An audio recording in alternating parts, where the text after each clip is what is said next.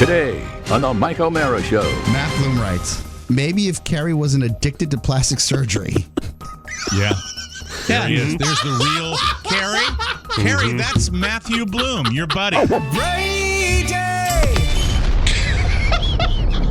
That's about right. F them. Isn't it sad, though? The subscription, you hold the watch, and then they send you a new one. Yeah, give it back. See, and then that's where I'm Rob. You want your stuff. I don't want to give it back. You want your stuff.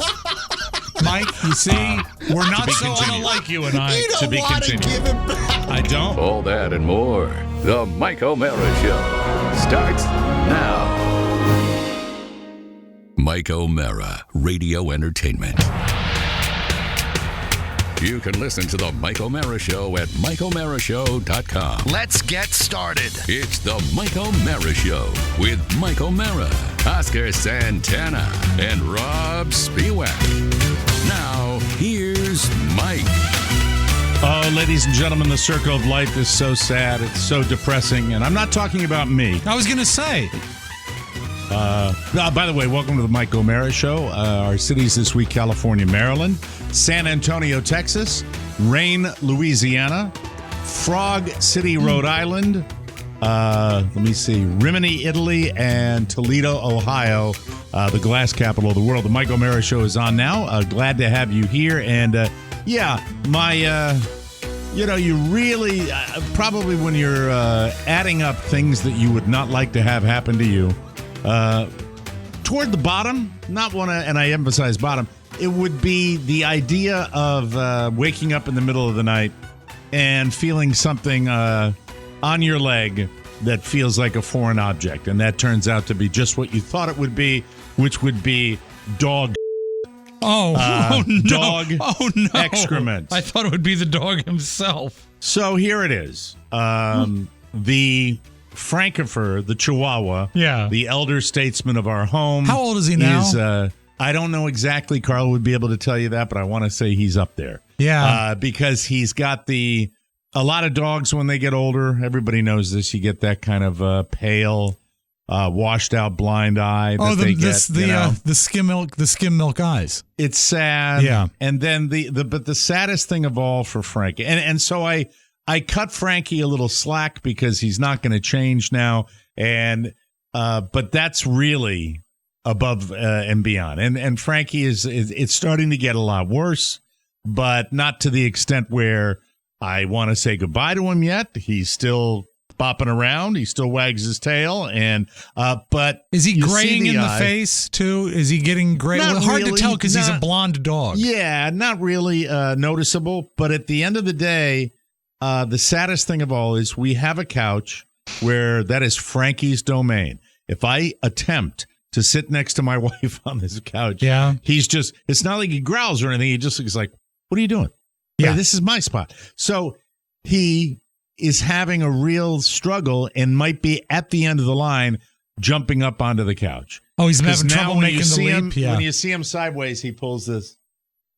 Oh, almost like a cat when they prepare for a jump. Forward. Yeah. And he was doing that, and it was actually interesting to watch it. Not that I was being cruel, but it was interesting to watch it because he would make it. And now it's like he will go to different spots of the couch that have the exact same height because he's got that acorn for a brain. Trying to scope out the low spot. And it's sad. Yeah. And now we assist him. And it's the circle of life because when I think about Frankie and the steady decline towards the abyss, man, you are dust and into dust you shall return. Yes. I think of, me. And it seems it's a whole different thing, though. But there's not a week. First of all, vision. I'm finding myself a little more doing this more often than I should. You were fighting yesterday with your progressives. This is true. I was fighting yesterday with the progressives, and Frankie reminds me of that we're not here for a long time. Well, you're here longer than him. You've had reminders of that more than anybody else. Oh my God, yes. But I'm doing the math in my head, and I think Frankie is probably 15. something because he 13 or 14. Yeah, because he was established when we started the podcast in 2009. He was there. Remember, he would poop where I sat. That's the thing that gets me with the clock on the wall. Zoom, it's right? just like it becomes a spinning top. I know. I have the same thing. I've always thought I'd write a stand-up for when I turn 65, where I'd go out on the road and just do old man comedy. But I think that's probably been done before. I saw some old country comedian doing it, and it was off-putting. So I pulled off of that idea. Mike, you wouldn't be as folksy. You'd be more cosmopolitan in your delivery. I don't know. It's just it's weird. It's weird. I mean, that's about the lifespan of a dog. He's had a great life. I hate to trowel out all these cliches, but he really has. And he's lived a long, healthy life. I don't want to make people think that it's the end of the line for Frank. I really don't, because it's just a few things he's doing. And by the way, where is Oscar today?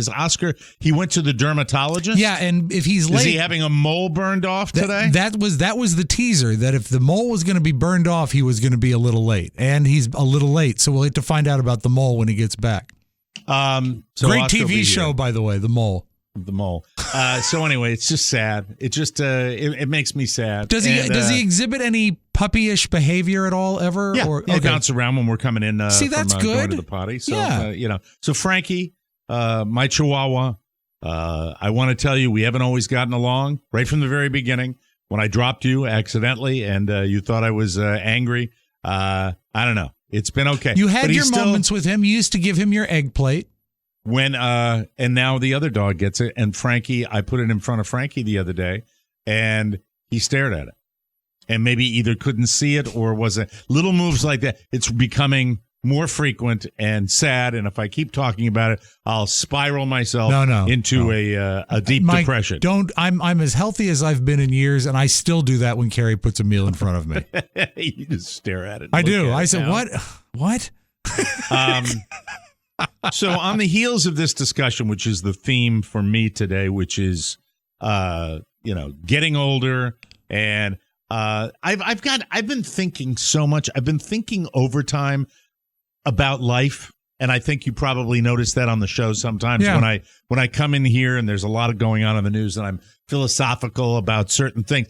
I was thinking about my level of hipness and whether I am aware enough about people and culture. And I said to Carla last night, I said, we can't help it, no matter how we feel about cultural subjects and everything else.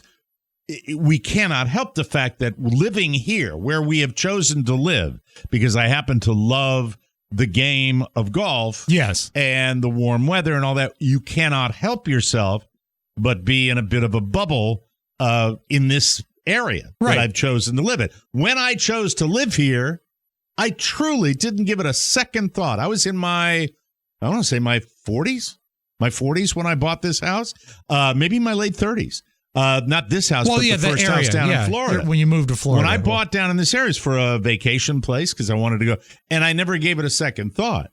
I never thought a few steps down the road. But you cannot help yourself when you are around the same demographic in so many ways. And in a way, it's probably why my sister and brother-in-law moved back into the city, because they are in a younger, more diverse climate of human beings. So you say downtown Boston. You're in a bubble. You're in a bubble in suburbia, but you live in a diverse neighborhood simply because it is quite diverse. But right, yeah. But are you saying that downtown Boston is different than where you live, as far as the way things go? I'm visiting my daughter a few years back in Brooklyn. I remember, and we went out to dinner on Friday. I took her out to dinner, and the pulsating energy of the city, just Friday night, kids all around. Right. And when I say kids, anywhere from 22 to 40. Yeah. Everybody's out, and it's buzzing. It's just this amazing energy. And I realized at that very moment, and this is several years back, just how different it was. And I think everybody should think about this occasionally. Think about the fact that, if you're in casket waiting town. Yes. Like I am. Now, but we have kids in this neighborhood. They're not an abundance of kids, but there are kids. I live, at least in my little corner of the world, in a somewhat kid-friendly environment. So we tease you. It's not a... They're full-timers is what I'm saying. It's not a 55 and over community that you're in. It isn't, but it is. Do you know what I mean? It's okay, not yeah, like but there's not a rule, right? And you're a little loud for me. If you okay, can just I can fix that. It's yeah, kind of insane. But I will tell you that because of that, I am a little sensitive to what I say and what I do, especially on this show, to be aware of it. For example, Rob and I were talking about a movie that we've both watched recently, and it's called You People, and I think you recommended it to me. Yes. And it is a movie starring Jonah Hill and Eddie Murphy and Julia Louis-Dreyfus and David Duchovny. And it's got a great cast. It really does. I found myself laughing out loud at multiple moments during the movie. And then at the end of the movie, I'm like, okay, they buttoned it up. And I said, that was good. That was really a good movie. And then I went and read the reviews of it. And it was savage. It was. And it got like 39% of American people. And I said, is it getting 39% support because it's out of touch? Because the reviews sounded that way. What do you think? Did you read some of the reviews of it? I did. I know that it was not embraced. I didn't read any actual reviews. I recommended it to you because I saw a lot of similarities, and it's essentially an old-fashioned story, and basically what you're looking at is a remake of one of your favorite movies, is Guess Who's Coming to Dinner. It has got a lot of... It has a lot of... But they've modernized it. But it is different, but it's a similar thematic thing. But it's a comedy as opposed to Guess Who's Coming to Dinner, which was, a heavy-duty subject matter and way ahead of its time back I think what Oscar said yesterday carries a lot of weight, and it actually stuck with me, is that if you are made uncomfortable or nervous by that movie, there is some underlying racism within you.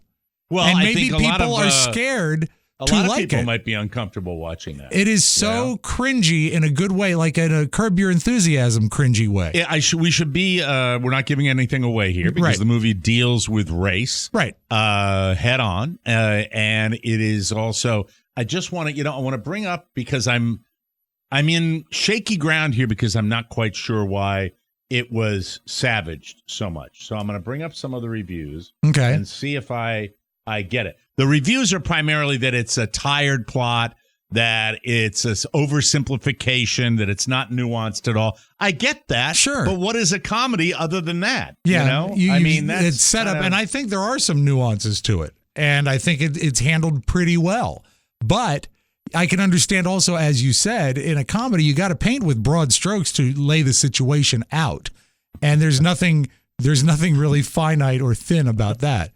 What you got? Though, with respect with you on race, you're not exactly the head of the line that I'd come up to, with understood. If it was on point, you know what I mean? But I feel that you and I see eye to eye on a lot of things, despite what is said on the air. The three of us have grown in that regard. I think into an area where we get each other, and I think sometimes it would be a little better if there was a little more conflict. But there's not, and I'm not going to fake it. Yeah, so I think that 43%. 43. Rotten Tomatoes. The combined. I could see people being disappointed if you don't like Jonah Hill. I personally like Jonah Hill, and it's a little Jonah Hill heavy and his style of comedy, but that's not going to offset the entire movie for someone. I don't think.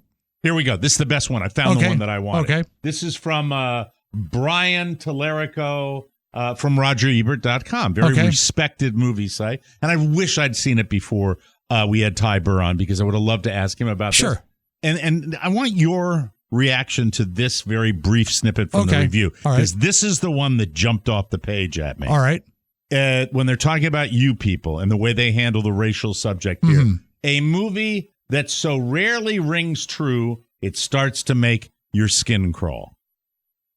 Now, is he saying that a woman, and Julia Louis-Dreyfus plays a woman who is so out of it when it comes to the subject Tone of race. deaf to race, yes. Not in a raw bigotry way, but in a way where she's just completely out of touch, and she is bigoted in that way. Sure. And it comes across, but she does it saying where she can't identify with the black character in any other than a surface way. Right.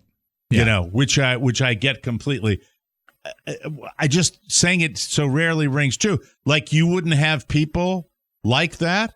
Are they saying that it is too over the top, that Julia Louis, like a character that she plays, or Eddie Murphy's angry character in that they wouldn't happen in real life? Because I wonder about that, because I don't have enough depth of experience. I don't have the context either, but it didn't ring false to me. I mean, based on what you see going on and the direction that the country is seeming to go in the past year or so, right. I imagine there are people that are just like that.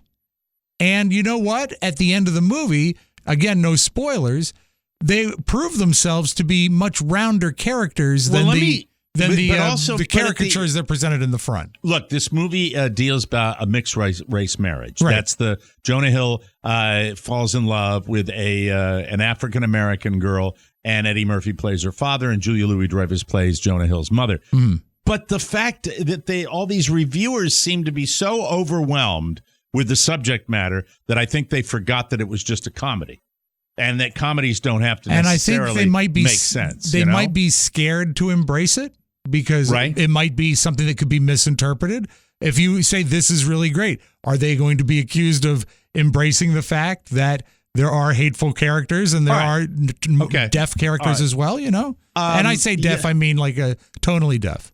I heard someone speaking, it might have been Joe Rogan, I'm not sure. It was somebody who was speaking about Bill Maher. And Joe Rogan was doing a really nice job, I think, speaking about Bill Maher, in that Bill Maher pushes back against overly sensitive people from the left. And I fall into that school as well. When Bill Maher does that, I enjoy it as well. I like that when people go too far and there is an oversensitivity. If you're telling me you can't laugh at a movie like that has a very broad portrayal of people who are out of touch with diversity and race, I think you're overreacting. We have to laugh at something. And I think to an extent, Julia Louis-Dreyfus's character probably could have been an older character. It would have rung more true if it was an older character, I think. Yeah. But at the same time, making it broad like that. Have you ever in your life come across anybody who would be like that? I can use my mom, who was left, raised me to be very aware of cultural diversity and diversity of all kinds, but at the same time, would make a comment like a 90-year-old woman would make occasionally. Yeah, of course. I was raised so well spoken. Exactly. You think of terms like that. But so the idea, have you ever bumped into people that they mean well, but they miss the boat because they can't get by the fact that a person's a different color? The weird thing is that I spent a lot of time growing up at my grandparents' house because my parents split. My mom was working, so I was farmed off there.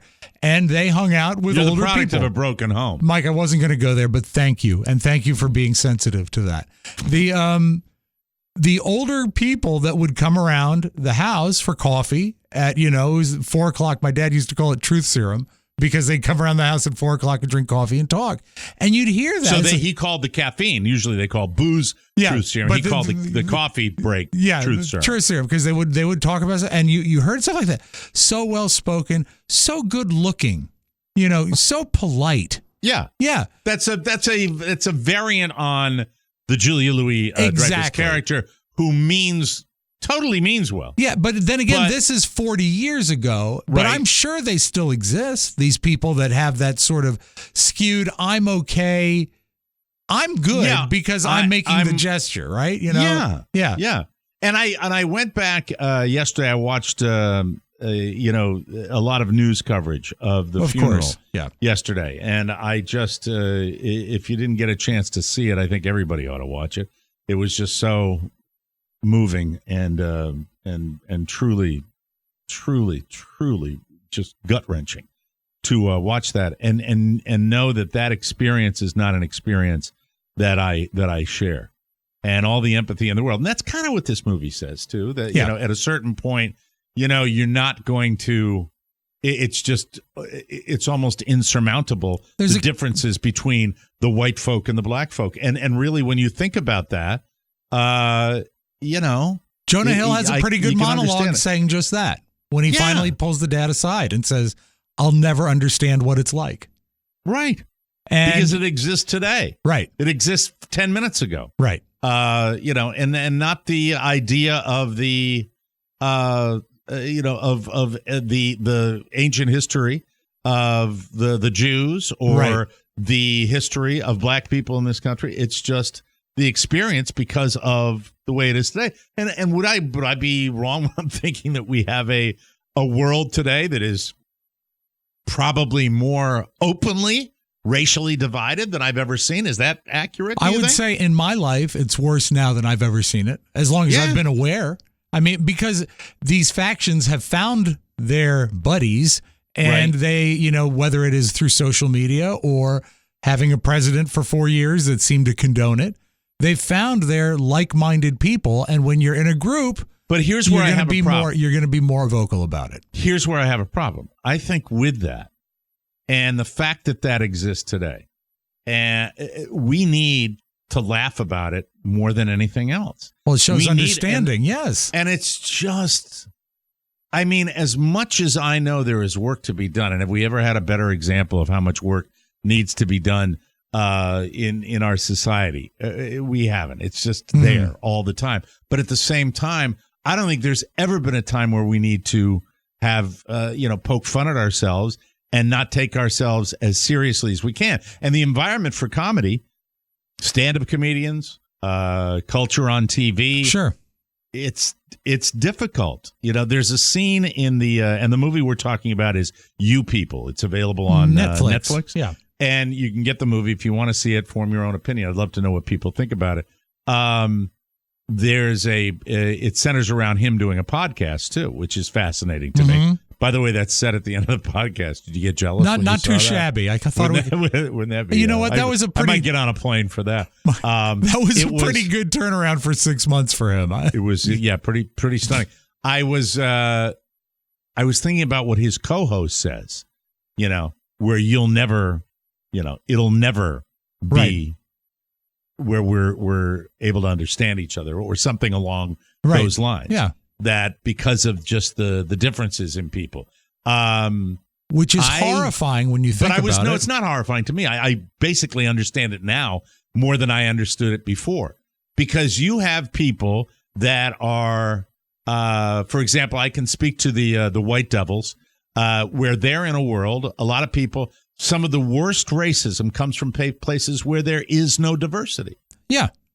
I think a racially divided society thrives in a segregated society. I think that's valid. When you're around your own folk, that's where you can get away with it, and that's what the whole deal is. And I think comedy might be able to. I don't think it's going to heal anything, but I think it can, bridge the gap. When I said it was horrifying, let me clarify what I meant. It must be more frustrating to be fighting a problem that could conceivably never be solved, but that's not a reason to stop fighting it. No, you're right. Absolutely. But I come away from the reviews after watching that movie and thinking about the way I present myself to the African American community, whether it's on this show or whether it's personally. I wonder myself if if I am as aware as I should be. Because really, this is how I feel. And now this is the old man talking. Okay.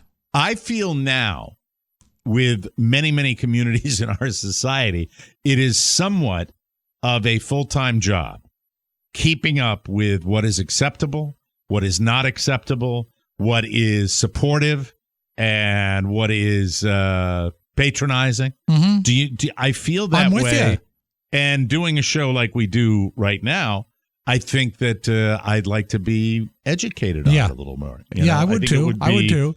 It would be interesting to have that happen. I know. Here's a couple of fat white guys talking to each other. We give you grief about being older, but we're not that far apart in age, you and I. And it seems like the more we've been together, the closer it gets. And actually, as far as mentally, I'm 15 to 16 years younger than you are. Exactly. As far as what you like to digest and content. But if we take our 50, 60 years that we've been on the planet, we've seen so much change. Mm-hmm. And if you take just the last 5 years about what, as you said, what is considered acceptable, supportive, wrong, right, it's tough to keep track of it. And you're not out there to hurt any feelings or cause any trouble. And sometimes it's just, I didn't get a memo. I didn't know that was bad. I'm very sorry. I meant nothing by it. And it's hard because it seems to change almost on a weekly basis. Yeah. I think that I look at comedy as you should be able to be irreverent. Right.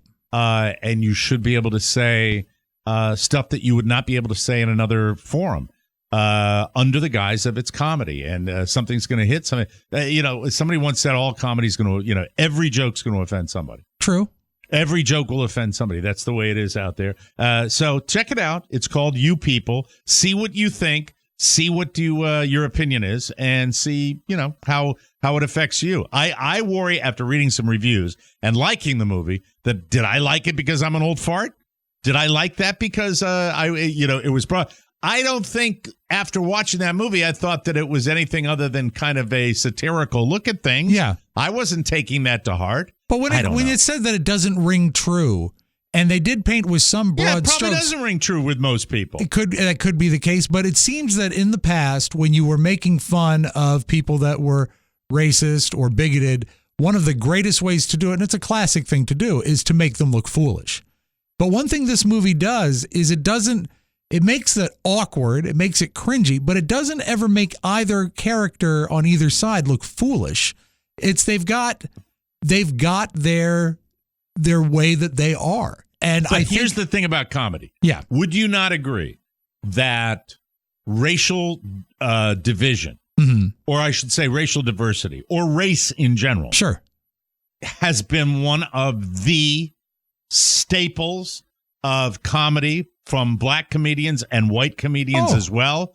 Some, and it's just evolved over the years. 150 years it's been a staple of it. It's still used to do that. I go back to the 1970s when I was a kid, and we were watching a television show that now a lot of our audience has no idea what it is, which is All in the Family. Yes. Which was a show that was completely based on a white bigot in Queens, New York. Mm-hmm. And I look back on that, and sometimes I think about that show, All in the Family, Archie Bunker, right, the racist, that we were laughing at him, but we really weren't thinking about it that much beyond that. It's like, okay, he said that, I mean, you could probably teach a college course on why did we laugh at Archie, and did it really have any impact? And I don't know whether I could answer that in the affirmative that it did have an impact, but I don't know whether it did or not. It was a great, subtle dig at the bigot looking stupid on an ongoing basis. And I think that, I don't know. I think that in a way diffuses tension between people. I think that in a way gets us to relax. It's identifying, look, we know he's an idiot. Yeah. He says these kind of things. Mm-hmm. Or I'm sure there's a group of people today that would make a case for the fact that that's, that they're trying to do that. They're getting a cheap laugh by exploiting racism. I'm sure people would say I'm that sure today. they would. That show wouldn't go today. No, of course not. Of course Couldn't not. do that show today. No. But I think anyone who says that they were going for a cheap laugh to exploit racism is not giving it the full benefit of examining what was at play. It was daring in the day. It was very daring. Extraordinarily It was very, very daring in the day. And the greatest moment is when Archie meets Sammy Davis Jr. So great. And you can watch that on, that's free on one of the streamers. If you've never watched it, you owe it to yourself as a cultural historian.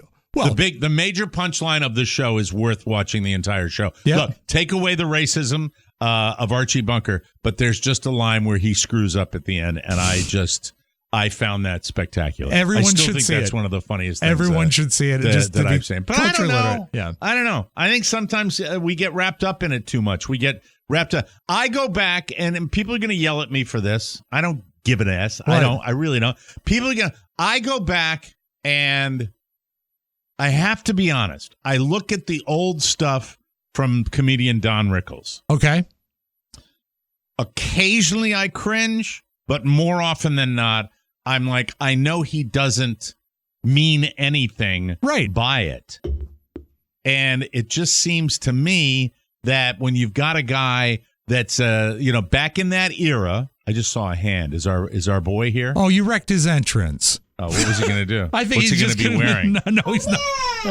It's funny because Oscar, we've been talking about you people for the last half hour. The movie, not Hispanic? actually Bolivians. The Latin people? We're talking about the movie. Yeah. No, you haven't seen it, have you? No. The movie. I urge you to take it. No, you you saw people it? with Jonah Hill? Yeah, Jonah Hill. Yeah, You saw I it. watch Jonah it Hill. first night, Friday night. Must watch. Yeah. Okay, I was watching it and just telling, and we were running out of time here, but I was telling Rob that when I read the horrible, scathing reviews, Yes, I was saying, am I not getting these bad reviews? Am I not tracking with it because I am an old fart?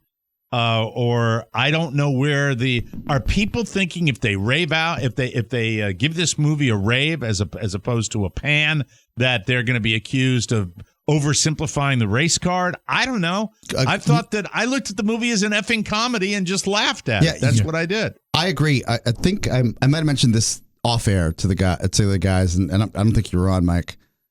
I thought that if you're just looking at society and you're about this in your own social circle, rent out a theater. I think it's going for like $100 or $200 now. You can do it cheap now, right? yeah. And take your social circle and show them you people. And then when you're done, be like, oh, you're having beers and you're having this great time. And you're like, oh, what'd you think of the movie? Everyone that was uncomfortable in the movie is racist. Everyone that loved it, they're woke and they're here for the right reasons. That's why we need the third wheel here. Because Rob and I have been dancing around this and not sure. I was laughing out loud. Yeah. My little Carla was in her phone. I was reading those lecturing people reviews about washing faces, and I wanted her to watch it with me so much because I was halfway through before I realized that it just, is it a great comedy? No, it's a good comedy. And you know It's what? funny. For a free one to be brought into our house by Netflix, I'll take it. Eddie Murphy is spectacular. And the racist card is easy to throw, and you'll get it if you watch this movie because it's all about people. It's extremes, right? Of it's broad. And it's really broad strokes. And it's saying what it means to different interpretations of being Jewish and what it means to be a militant black man and cultures colliding. So for me, I wanted this movie to get 5 stars, but I also know I have my own lens on life.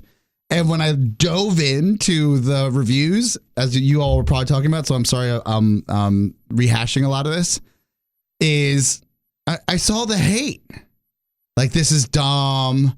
It does not depict society and welcome to wokeness taking over Hollywood. You could read the reviews. Is that why the reviews primarily are as bad as they are? Because it's the whole wokeness thing where people are not wanting to look bad. It's anti-woke.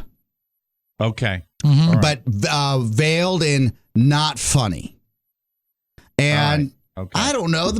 I like off the top of my head, I know 3 people that in my life that I don't really get to talk to enough for various reasons by choice, that I know they probably watched this movie in my heart of hearts and were like, oh, there's Hollywood again, making everybody love each other. I come at it from such a different perspective because I'm thinking to myself, here's one of you people is mostly interested in ignorance and as such gets old fast. Yeah. The ignorance is the source of the comedy. Exactly. What is They're not hating on it. Why is that getting old? I didn't think they were hating on it, Mike, because it was like it takes a sledgehammer and takes all these religious and racial tropes Yeah. And smashes hit you over the head with it. In the vein of comedy, right? But it wasn't. Doesn't a comedy get the right to do that? The only people that should be insulted by it are the people that are uncomfortable by it. Yeah. That and you don't have to be unaware that that's a problem. And you don't have to be white, Jewish, or black to be racist. You can be all of those things. Oh, and it's very prominently featured on both sides. Yes. And I don't know. The performances were good. I'm laughing out loud. Shannon and I watched it, and we laughed with our teeth out. Yep. It was funny. And I still don't. I really love. This is one, and this is where I was a day late because Ty Burr recommended this movie, and I think he recommended it. I'll go back and see what he has to say about it because I was stunned when I went there. I said, "What?" I looked at the scores on this, and I'm like, "Are you kidding me?" First of all, and look, my wife has said this forever. I'm more inclined to believe it now than I ever have been. You cannot pick a movie based on reviewers' scores or audience scores. No, you can't. That's true. Because what you like and what everybody else likes, there's always going to be a little difference. But at the end, look, I'll say this one thing. The performance, I think Eddie Murphy and Eddie Murphy's career has been a solid Hollywood winner. But I have always thought that Eddie Murphy, for whatever reason, could give us, and he still can. That's the good news. Give us so much more. Because I am just a fan of Eddie Murphy when he's on screen because I just think he's a great actor. I like that he underplays it. He's picking his projects smarter. We're not getting a Pluto Nash or a Haunted Mansion anymore. Yeah, exactly. Which is great. So maybe I should have stated it this way. If you have a group of people in your life that you think are suspect and you want to find out where they really like what their inner core, their inner id, and how it feels, you throw a viewing party in your living room and some cocktails, and then you hear what the feedback is after you watch this movie. Way back in the day, I discussed a movie, an old comedy called Monty Python's The Meaning of Life. It has nothing to do with race or anything like that. But in well, maybe to a degree it has. It's a social commentary. Yeah, it does. I said, you're going to put 12 people in a room. 6 people are going to walk out. Yep. And 6 people are going to unhinge their jaws. And laugh. I'll take the 6 and stay. I love, folks, I don't do this very often, but I would love to hear what you have to say about this movie. Go check it out. It's called You People. It's a movie about racial tension. Yeah. And also it's a movie about, I think it's fun. David Duchovny loves Exhibit. Yeah. And by the way, Jonah Hill. David Duchovny's scene is hysterically funny, too. So when he's singing? Really funny. Yes. Yeah, when he's singing. Oh, my God. It's fabulous. So check it out. I guess I really did love it. We'll be right back. Hey, come here. Buy from Vince's Tire Warehouse and get free gumballs.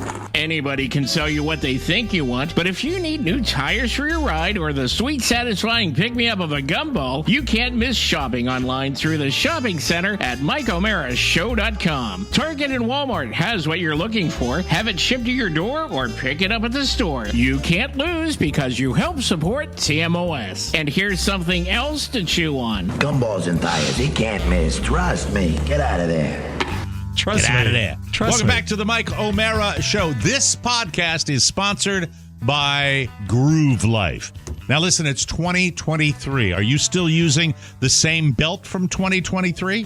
From 2003, rather? Now is the time to update your belt game. The Groove Belt has proprietary webbing engineered with just the right amount of stretch, and Groove Life is designed. Yes. Look at this. Love it. And Groove Life designed the world's baddest buckle that snaps using rare earth neodymium. Yeah, what it is, Mike, if this belt is hot. If I had to compare it. All right, I'm sorry. How do you spell? You should have warned me about that word. By the way, I've got the Old Glory. I've got the Old Glory America belt. First. Yeah, the belt feels. Look, I don't wear the flag very often, but I wear it on this because it's so beautifully and subtly done. Yes, Rob Spiewak. The belt feels like a superhero belt because it snaps together like that, and that's it. It's so fantastic, and no floppy tail on the end. It looks clean and nice. No flop. And it's modern. I love it. It's got neodymium, which is the material that's used Magnets are set in an aluminum alloy. I love this belt. Oh, it's and so good. I wasn't sure. It's a new statement for me. Yes. With Groove Life's 94-year, no BS warranty, the Groove belt is the latest belt you'll ever need. And it ain't just belts. Let me show you what I got right here, folks. Oh, see that? so cool. I have entered the land of Finally. Hipdom. Jesus This is Christ. and watch this, okay? I've been begging. I don't want you to write down any numbers here, but watch this, all right? Yeah. They've got wallets, rings, watch bands, AirPods, and there. I just got my credit Yes. cards out, and then I put them back Yeah. in. You know what? I've fallen in love with this The belt. Costanza is gone. Yeah, the Costanza wallet's finally gone. Gone. Rings, watch bands, AirPod cases, much, much more. We love Groove Life. Very, very excited to have this sponsor. It's time to bring your belt into the 21st century. Head to groovelife.com/TMOS and use promo code TMOS for 20% off all Groove Life products. That's the best offer you'll find, but you have to use my code TMOS for 20% off your order. One last time, that's promo code TMOS for 20% off your order. Just click the button on our website. And thank you, Groove Life. We're Love happy them. to have you Yes. aboard, and we hope it's a long time. From the four corners of the World Wide Web and into your digital device, it's what you need to know. This is the homepage. This is the homepage, ladies and gentlemen, and we start you today with, we'll say it again, Tom Brady. He has retired. It's official. He's retired again, but this time he swears it's for good, and this time he was very subtle in the way he did it with a quick video. He announced it on Instagram, kept it short because, quote, you only get one super emotional retirement essay, and I used mine up last year. I liked that. I thought that was cool that he said that. I thought that was fine.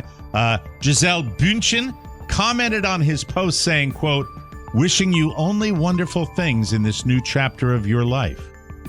Okay. Been at the rodeo a few times, all right? It's a very interesting that she jumped right in with that. You know, if you look, you have to speculate out your ass to do this.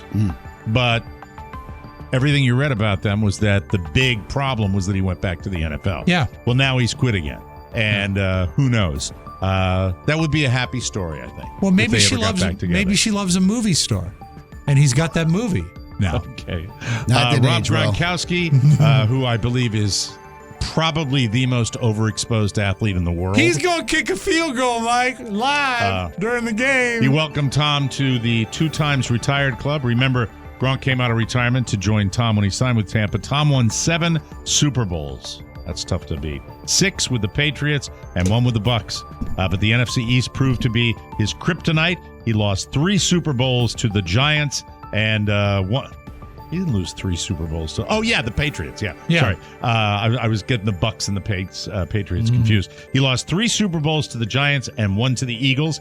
It was the Cowboys who ended his season in the playoffs this year, thus defeating him in his final game. He is the NFL leader in passing yards. Get ready for this, folks. 89,214 touchdown passes, 649. He also holds the NFL records for regular season wins, 251. Super Bowl appearances, 10. Playoff games and wins, 48 and 35, respectively. Playoff yards, 13,400. Touchdowns, 88. And all this after being picked 199th in the 2000 draft. Mike, It's just a good story. do you have your detonator handy? Because I have a song I'd like to play. Normally we play this in the I'll get to the point right away. I'm retiring for good.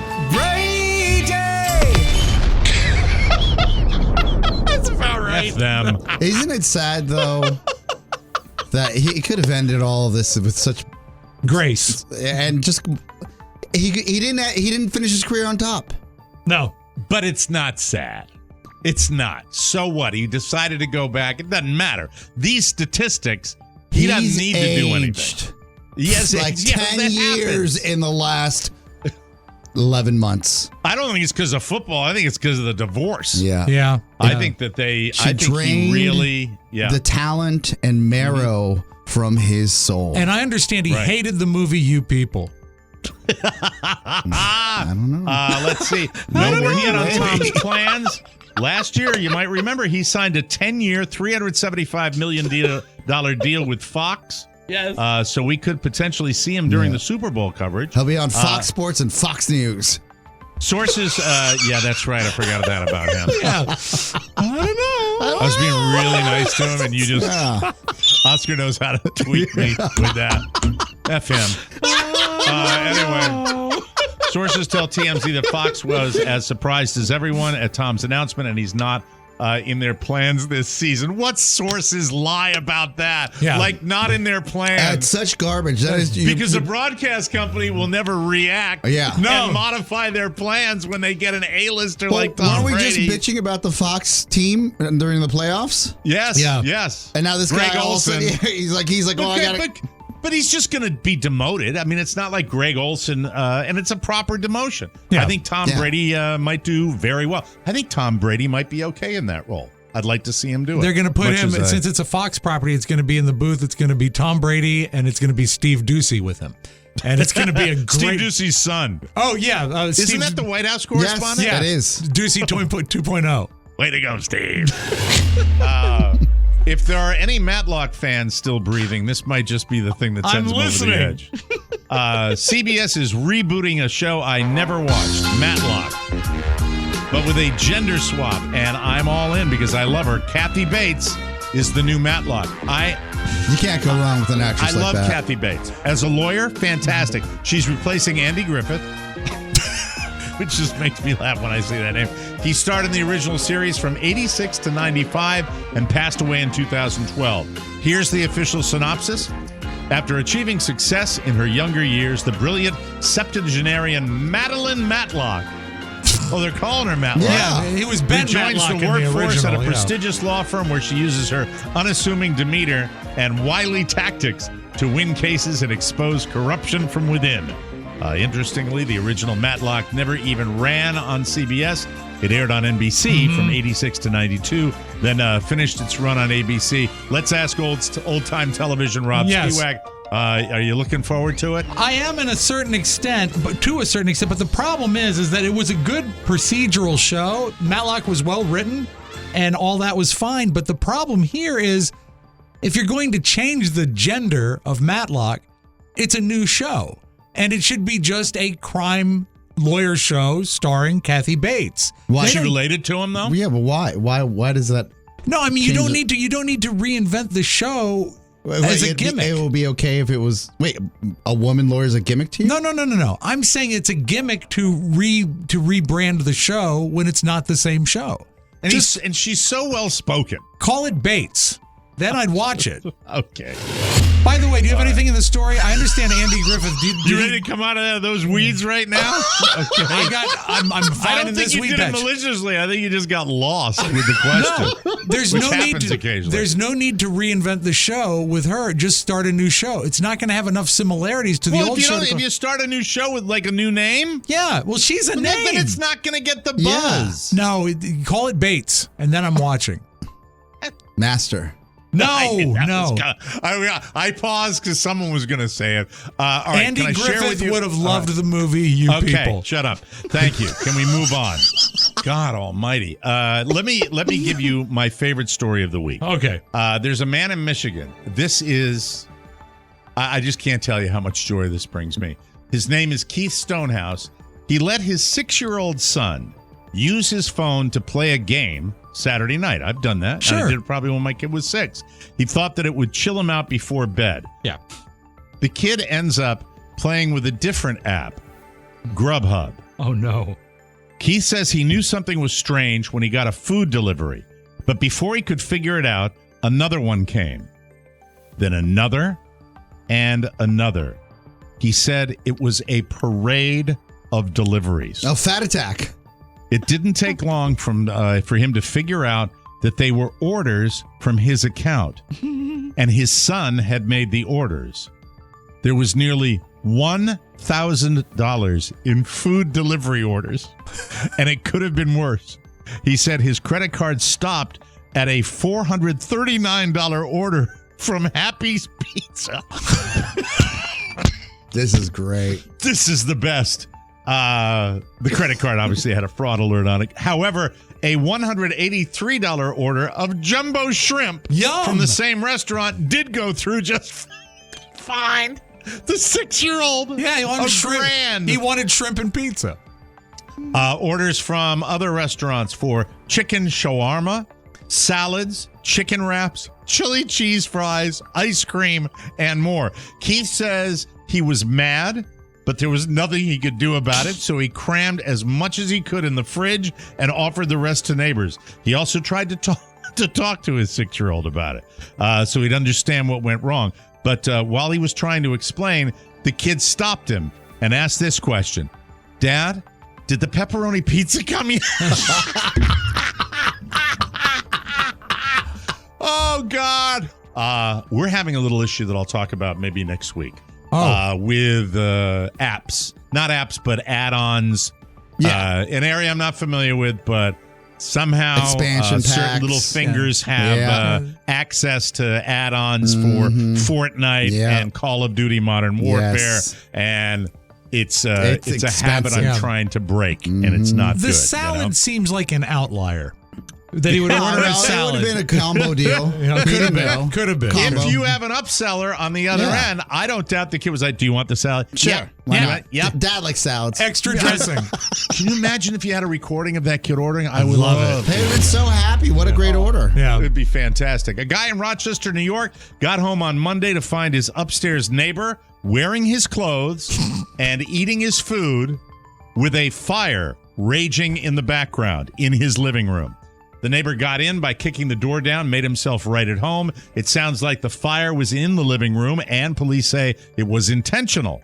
So he didn't start it by mistake while he was cooking the man's food. Yes. Luckily, the whole building didn't go up, but the fire did burn a hole through the ceiling before firefighters showed up and put it out. No other details. The guy and another person had to hold the neighbor down until first responders got there. He's facing charges for arson, burglary, and criminal mischief, and I just wonder, is he right? Probably not right. Probably not right. Assume. No. Not quite right. No. Is that politically correct? That's fine. And now a little something. OnlyFans models could be in trouble as apparent hyper-realistic AI models are threatening to take over the adult platform and put them out of work. A stunning screenshot showing 4 almost identical cam girls went viral on Twitter. It was revealed the image may not have been real and had apparently been generated by artificial intelligence by a bot. And apparently a lot of people getting very concerned about this. Some social media users found the supposedly fake image mind-bendingly realistic. I don't know. That intrigues me. With some believing the snap looked real enough to start an OnlyFans. 4 blonde women could be seen posing in barely there black lingerie and gazing at the camera. The news comes following reports that supermodels could be next on the chopping block, with AI threatening to steal their jobs because they create the perfect woman for a magazine or a TV With ad respect, or something like that. this came up on my Twitter feed. Shocking. So I took Did you see it? I took a gander. For research.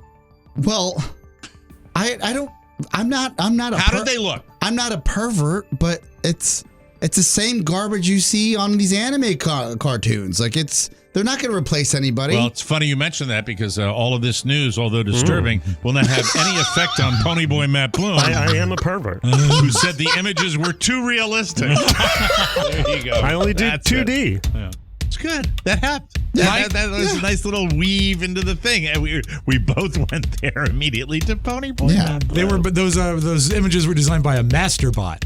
A master bot. Yes. Yay. Fantastic. We have to take a break. We will come back with something right here on the Mike O'Mara Show.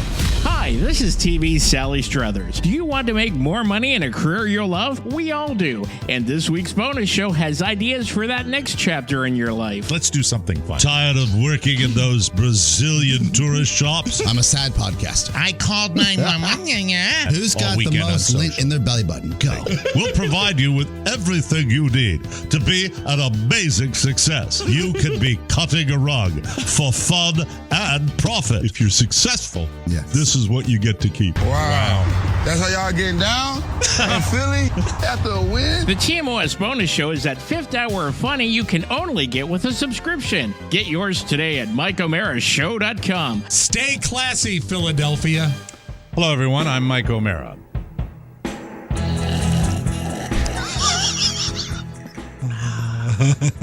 There is no better way to maximize your day than by making sure. Let me start again. Yes. There's no cotton picking better way to maximize your day than by making sure you're feeling like your best self. Liquid IV. Remember what I said to you. Liquid IV. That is the category-winning hydration brand fueling your well-being. I am drinking it right now. Oh, it's so good. Limon lime, ladies and gentlemen.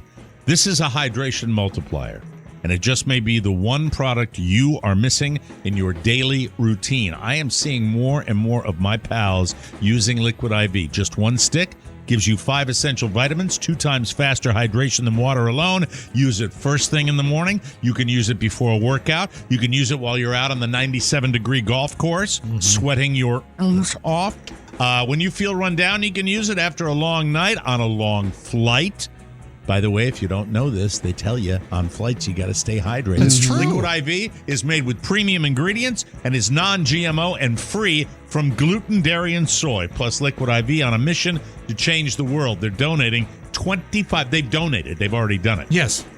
25 million servings to over 50 countries around the world. It's great. It's delicious. You are going to love it. Grab your Liquid IV in bulk nationwide at Costco, or you can get 20% off when you go to liquidiv.com and use code TMOS at checkout. That's 20% off anything you order when you shop Better Hydration today using promo code TMOS at liquidiv.com.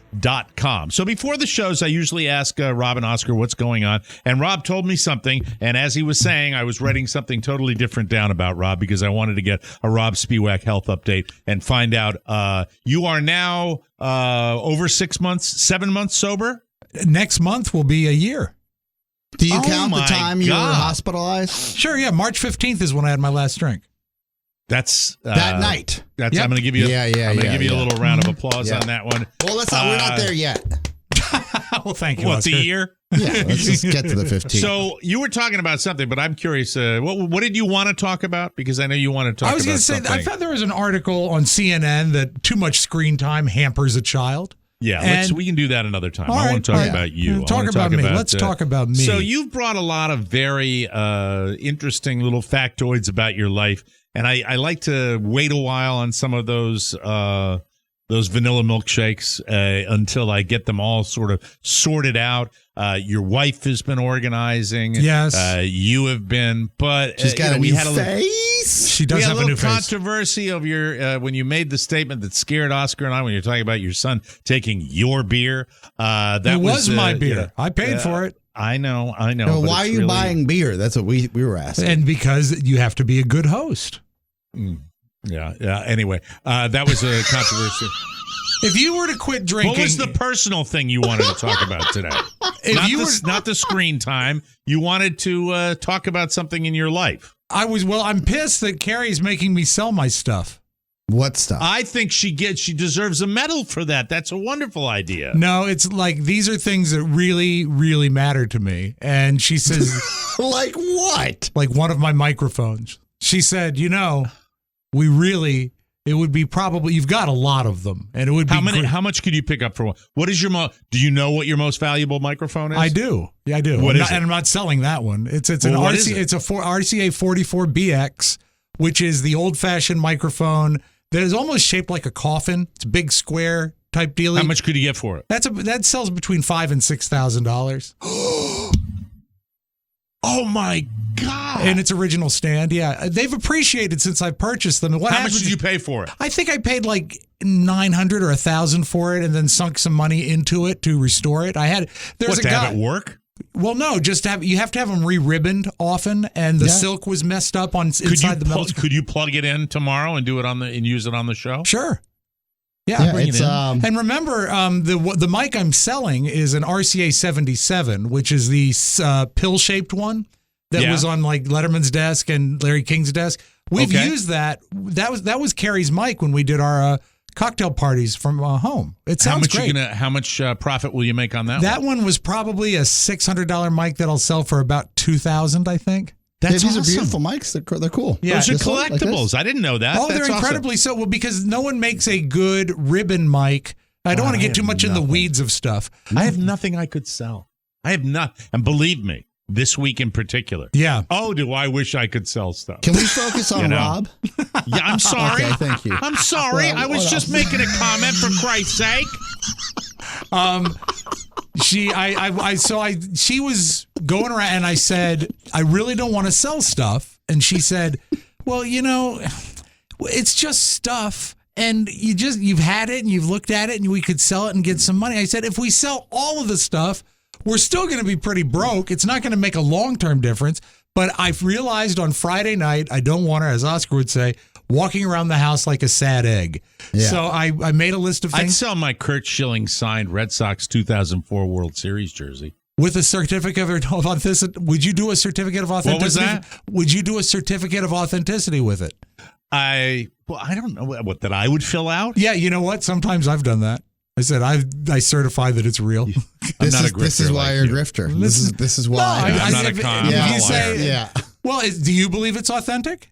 Yes. Then you write is, I, Mike O'Mara, certify this to be real to the best of my knowledge. Signed, Mike O'Mara. Yeah, this is why. That's not a lie. Kind of sounds like fraud. Yeah. It's not a lie if it's what he believes, Pony. This is why you don't get guests. Yeah. Anyway, these are examples of why when we were like, you've got that grifter chip. Yeah. This is when you say things like that. But you see, ideally, I don't want to have to use the grifter chip because I want to keep all of these things. But the fact that you have the chip is at the root of our questions. My inbox 1966 Batmobile, gone. My sealed Yellow Submarine Lego set, gone. My Dean Martin box set of all the roasts, gone. These things I just don't have anymore. And And you get good money for them when you sell them? Yeah, and I told her, I said, you can't sell the stuff just to sell it. We need to realize some money for it. My kid has a Lego set that I believe it's Stephen Douglas McIntyre got for him. Okay. It is a really, really, really elaborate, psychotic fan? Ye Old warship. Oh, beautiful. Oh, okay. That seems beautiful. And Carla, God love her, this is where her brain sometimes, she just, I'm going, ba-doo, let's put it together. No, keep that. Yeah. That'll help with his education. Smart. A-fuls. Mm-hmm. Yeah. You get them. The adult fans of Lego. Yeah. You'll get them later on in life. Treasure trove. But you see, it's not a treasure trove. It's just stuff. But it's stuff that's just valueless to most people. Let me ask you this. A sealed model of the Hindenburg that has not yet been assembled is worth probably about $150. That's gone. My 75th anniversary Shure microphone that we paid $300 for is selling for about $1,000. That's going to be gone. Okay. You sound so sad. I am sad. It's my stuff. Everything I love is slowly being taken away from me. Hey, Steve Carell, 40-year-old virgin. Can't drink. You're trying. Can't have microphones. Can't eat ice cream. Can't eat ice cream. It's all being taken away. You're going to open up. You're going to open up your own eBay store. She's already doing it. That was one thing is I said, this is the stuff you can sell. I'm done. I'm not helping. A year from now when I start my store. Yes. Yeah. Just kidding. Carla, that's a joke. Carla, that's a joke. Do you want me to put some collectibles on my website? If there's anything left. Did you hear? Like, he doesn't want to sell anything. You're going to have a hard time fulfilling your sale. I'll tell you what. If you put a collectible of yours that you own on my site and it sells for the I will give you 20% of that sale. Mike, that's terribly generous. Terribly generous. Let me ask you. Yes. Where are these funds going towards? Like, is it college fund? Yeah, Is it great. The money comes in. That eases the pain. Yeah, it does. Do they send the check to Robb Spiewak or do they send the check to Carrie Spiewak? It will be Venmo'd or PayPal to Carrie Spiewak. However, Right now, I have the money for the bedroom furniture that we sold. Ha, ha, ha. And how much did you get for the bedroom furniture? Bedroom furniture, this was actually a great deal because this was about... You got it for free. No, this was pre-pandemic. Yeah. And we needed a nightstand for Julia's bedroom when she moved out. Okay. And we saw an ad for a furniture group that I recognized from when I worked at the furniture store. It was a mid-century Lane furniture set, but they wanted to sell the entire bedroom set. They said they would sell it for $100 and deliver it for $150 total. So we bought everything for $150. It's been in our garage for 2 years, and we just sold it for $1,200. Yeah. Look at how happy. That makes me happy. Yeah. That's your joy. That does make me happy. So here you go. Take your depression over not drinking, your depression over not eating, and maybe not having these things around. But you don't. Then you don't have them anymore. Don't you love a great sale? Don't you love? I do. Getting over on people. I love my stuff, though. I love my stuff. I've been collecting my stuff my entire life. Yeah, I know. Maybe the perspective of where you didn't answer where is the money going? Is it going towards like something right now? College. College. Okay. We've got 2 kids in college. It's an expensive hobby. Future. It's beautiful. Yeah, you're doing your part. Robert just picked up a job. Maybe he'll help out. Right. Do you have your whistle handy? Because we have to go to break. Okay. At least you're adding. How fast? Unlike me. Yeah. This is the sound of my bank account as of yesterday. Thank you. We got to take a break. We got to go to break fast. Yes. There we go. Fast, quick as a bunny, as my mom used to say. Come on, get in the car. Quick as a bunny. Quick as a bunny now. Thank you very much. This from the Pony Boy. Just stop the music for a second. Okay. Matt Bloom writes, maybe if Carrie wasn't addicted to plastic surgery. Yeah. There he is. There's the real Carrie. Carrie, that's Matthew Bloom, your buddy. Maybe if Matt wasn't addicted to buying stupid plastic pieces from Japan, he could find some time, to shut up. Yeah, well, we all have our problems, and perhaps when we come back, I'll talk about my watch addiction. Okay. We'll be right back, everyone, on the Mike O'Mara Show. That's your stuff. You like your stuff. And I don't really need it. Carla reminds me of that. I'm not buying the expensive ones. I'm just buying the good ones.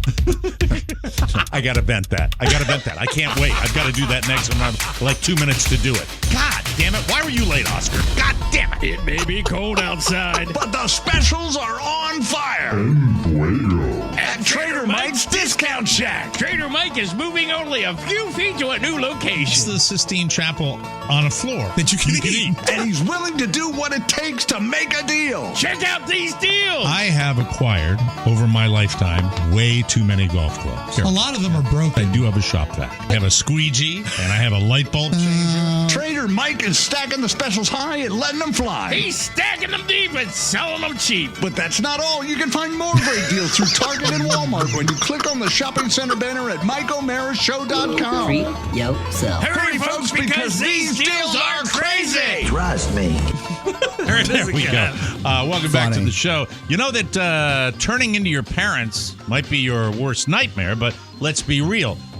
Their weed might have been the best stuff ever. I mean, really. Yeah, well, Dadgrass has old school joints, people, that are low in THC and high in CBD, so you can chill out and lighten up the old-fashioned way. Dadgrass is legal, organic, smokable hemp that relaxes your body and mellows your mind. If you want the toke without the smoke, Dadgrass also has CBD gummies. Now, those are the ones I use. Made with the same high-quality hemp. They're delicious. They're easy to dose.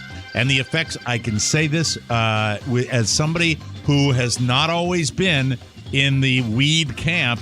Yes. The effects come on smooth, and they do. You can chill out without getting stoned. It's like having a glass of wine, not the whole bottle. You're going to like this. All Dadgrass products are federally legal for ages 21 and over. Ship right to your door anywhere in the U.S. Right now, Dadgrass is offering our listeners 20% off your first order when you go to dadgrass.com/TMOS. Go to dadgrass.com/TMOS for 20% off your first order. That's dadgrass.com/TMOS. Groovy. Don't have any time at all. We got to fly through this right now. I will say that, yes, I'll just throw this out, and then I welcome your analysis on it because it's what I'm doing. Okay. Right. I haven't been able to play golf in 3 months. I have been on the shelf. I get a procedure next week that is the beginning, please, of getting back to normal where they're going to take away this back pain that I have. This back pain that I have is not debilitating, but I have it every day. And depending on what position I'm in, I have it. Getting out of bed, sometimes it's changed your quality of life. It has. Quality of life that I can't do what I love to do. I'm still active, and I still like to do stuff, and this is my passion. 10-second sidelight. How's your wrist? My wrist is recovered beautifully. 100%? It grew back. Probably 95. I'll Probably take it. 95%. Yeah, okay. I'm fine. I was drumming yesterday, so that tells you all you need to know. So, what did you say? What? Oh, nothing. He said that was fun. I'm sure. I said I'm sure that's fine for your wrist if you're drumming and you have an injury. Yeah, you have an injury. No, it was something I could do. I can't throw a football with my kid yet, so I don't know. Figure it out. Yeah, he does. Ringo has to do something. Can't just sit around all day. Why is he Ringo? Because Ringo was the drummer. Hello, John. Hello, John. Watches. Yes. So I don't know when I got into. Okay, so I asked Rob to get the guy. By the way, I'll ask one last time. Yes. What the frig is going? Why have we been so completely blown off by this guy? I can't tell you. The way you handled it? No, I don't think it's the way that I've handled it. I will. You know what? I will continue to beat him down. Because he really has moved the meter for me as far as watches are concerned. All right. And this is why. Because he got on and he was talking about. I learned about watches. Okay. I learned about automatic watches. I literally didn't have a clue. I knew what a good watch was. What's an automatic watch? An automatic watch is a self-winding watch. Okay. It's called the movement. Oh, dear. And the movement of the watch. And I learned about that. And chronograph? That's just a watch. That term I don't. Well, no, it's not. No, I think there's it something is. more to it. No, it's not just a watch. It's a type of watch, I think. And I think the watch is holography. I think that's what watches are called. Okay. I don't know. You're getting me in the weeds here. I didn't just mean want to to. talk about my. You just said you learned about watches. I was asking questions I about haven't watches. learned everything. There's a lot to learn about watches. Oscar, A chronograph is a specific type of watch that's used as a stopwatch combined with a basic display watch. There you go. So it's not just Noted. a watch. Noted. Oscar, you have a great watch, and you like watches from a pure, like I used to like watches. Yes. You like watches just because watches are nice. They're nice to have. Yeah. It's great. It's the way I used to think about them too. Over the years, I would get a watch as a gift. I would pick up a watch, and my watches ended up being crap. So the combination of my watches being, and when I talk about crap, I'm talking about like a number falling off the top, right? A little, because it was so cheaply made, right? Like one of those games with the little BB that you have to land in Santa Claus's bag, but it's a number. It's just, it was garbage. Now, I don't know if they're all, I'm at the beginning of this journey, but I start watching this guy, Teddy, on YouTube, and he's just this amazing fun. Then I see a video that he does with the guy from Shark Tank, and I'm like, okay, this guy's the real deal. And he's talking about great watches. Then he starts laying out these videos on great watches that don't break the bank. And I'm like, well, I could get that. And then I pick up a couple of these watches. And then I start I'm not really collecting, but I'm looking for bargains. Yes. To see if there's something I would like. Yes. And so I get these watches, but now I'm worried about it because I'm not buying watches, but when I have a moment, I'll be watching a sporting event. I'll be watching a movie that I should be really riveted to. I'll be doing it. Carla's having a conversation with me. My son's talking to me, and I'm looking at watches. Have you like all the time? It's ridiculous. Expensive watches, cheap watches all the time. I think every manufacturer has this, but I know Breitling has it because when I would receive the emails, I would read it. I was interested in the business model. I never signed up for it.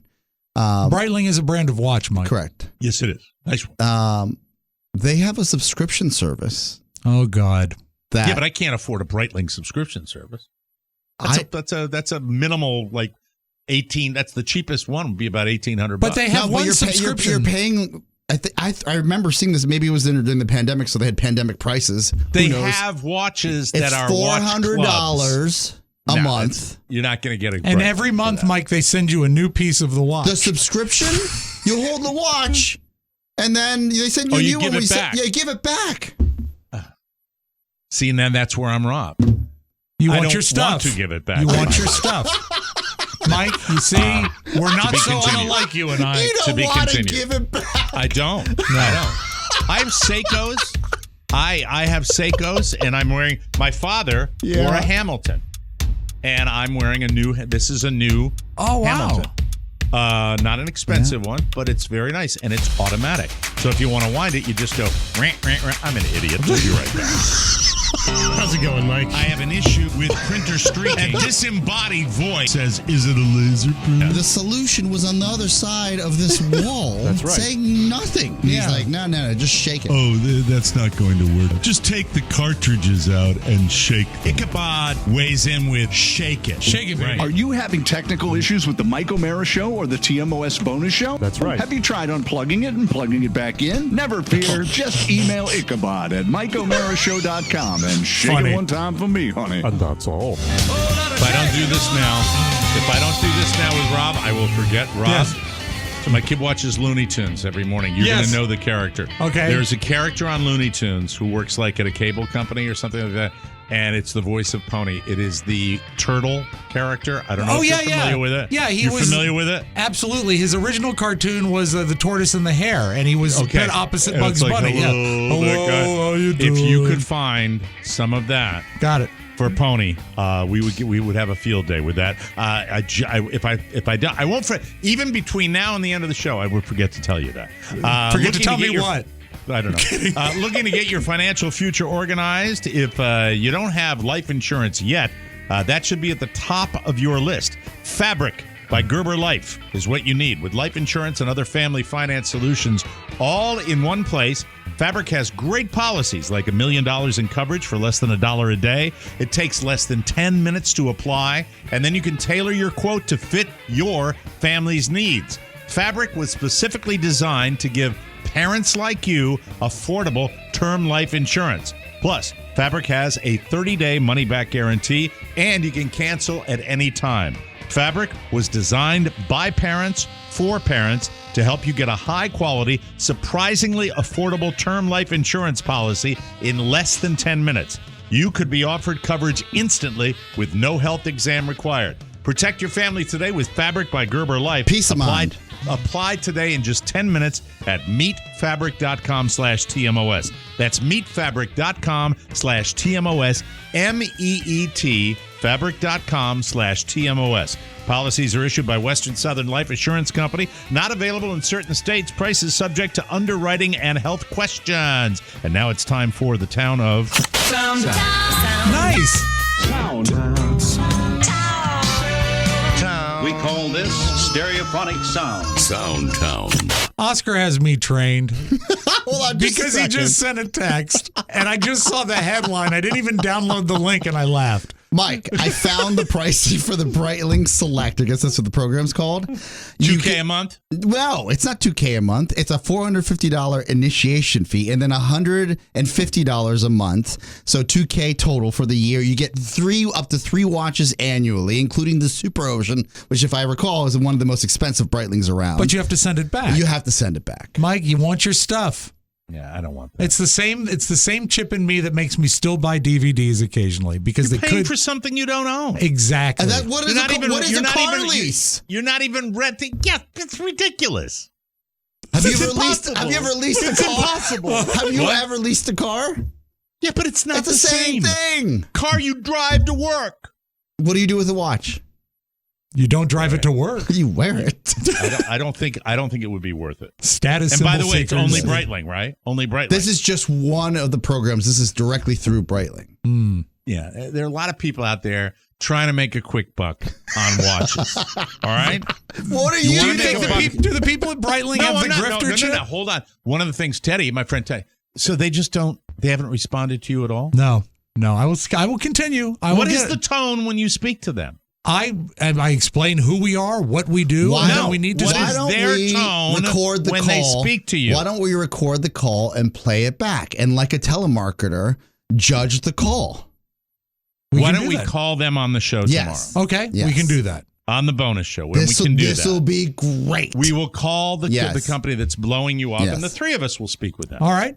Very good. And I want to know, what did I do wrong? Or am I not famous enough? Tell me. Or I'm an ass. I sent the guy a personal message. He's a YouTuber. He ought to be running over here. This is not the first time we've been blown off by a YouTuber. And we're going to need you to put on your honest pants tomorrow and tell us what you said that could have so totally pissed them off. Nothing. Go ahead. Absolutely nothing. I'm not the villain here.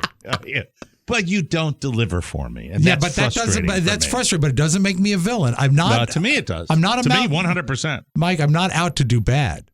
I know, but I think subconsciously, it's in your DNA. I mean, it's been so long. I don't know. Sometimes you think if you do bad enough, I won't ask you to do it anymore. Yeah, who's the crazy one now? I know that's not true. Hey, I'm obsessively looking at watches I can't afford all day long. So I feel sorry sometimes for kids that are made to do what their parents want to do, but the kids have no interest. This was really cute. Yeah, terrible. It was a snowy hike, and it was not even a nice snow. It was snow on either side of a rather muddy trail, and a little girl from behind just muttering as she's forced to take this hike with her parents. I am tired. I am sick. I am tired. I am wet. I am hungry. I'm thirsty. Nothing else can go on. What I love is the sound of her feet in the mud. Listen one more time to her just trudging. I am tired. I am sick. I am tired. I am wet. I'm hungry. I'm thirsty. Nothing else can go on. That was actually Matt Bloom at 5:05 last night. God. Yeah, that was me yesterday. Absolutely. I am hungry. There's a fine line between that being cute and that being you want to pull your hair out. Yeah, but Absolutely. I do feel that it's probably the parents at fault because they shouldn't make a kid go out and hike in the snowy mud. Yesterday, Matt Bloom looked at Shannon, Robb, and I. Oh, God. It could have been a more coddling conversation with a grown man. And we said, "Are you okay?" And he said, "No. You guys are changing my process, and I don't like it." Oh yeah. My yeah. God. And I said, "Your process, with respect to you, is selfish. So it's about us, not you." And then he got right to work. Are you over it? Are you over it now, Pony? Oh, yeah. Totally over it. Oh, yeah. Get me that turtle, right? Yeah. So you see a lot of young ladies on TikTok that have their own opinions of how to do things. Mm-hmm. This was one I'd never heard. This lady has a dating rule that I had never heard before. I only date boys with the name Alex. I dated my first Alex, and when we broke up, I was so heartbroken. And every time I heard the name Alex, I saw it, I would just get so triggered. A few months later, I started coincidentally going on a few dates with this boy named Alex. And not only did I reclaim that name for myself, but it was also so much easier to just maneuver in my life just with another Alex, Alex number 2, introduce him to my family and my friends. No one's going to confuse his name with my ex-boyfriend. And then when Alex number 2 and I broke up, I thought I should continue this trend of only dating boys named Alex because I could date multiple people at once and never get them confused. We actually have a tape of that young lady on a date with a guy named Alex. I am tired. I'm sick. I am tired. I am wet. All right, it's enough of that. Let's close with this, Mike. You know what day it is. That's right, woodchuck chuckers. It's there it is. And there's a comic. His name is Ted Alexandro, I believe it's pronounced. Ted Alexandro. He talks about something that he associates with Groundhog Day that I've never seen before. Cleavage when it first pops out, like late March, early April. It's almost like Groundhog's Day. It's like, it's going to be an early spring. Cleavage just lets you know there's still good in the world. It's almost like seeing a newborn baby. Sometimes I even baby talk to Cleavage. Like, yes, you are. Yes, you are. They're adorable. Twins? Adopted? Most certainly adopted. Mike, that's all I got. That's awesome.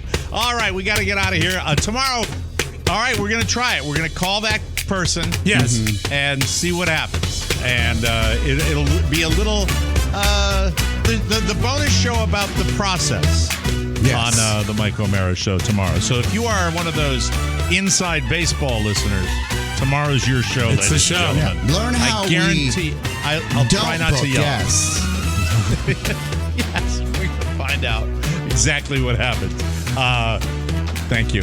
Pony, I hope you have a better day. For Rob Spiewak and Oscar Santana, Mike O'Mara saying, so long, everybody. That's my process. Want more? Make sure you check out the Mike O'Mara Bonus Show. Get it at MikeO'MaraShow.com. Mike O'Mara, Radio Entertainment. Hey, how you doing? Oh, Monty. Hello.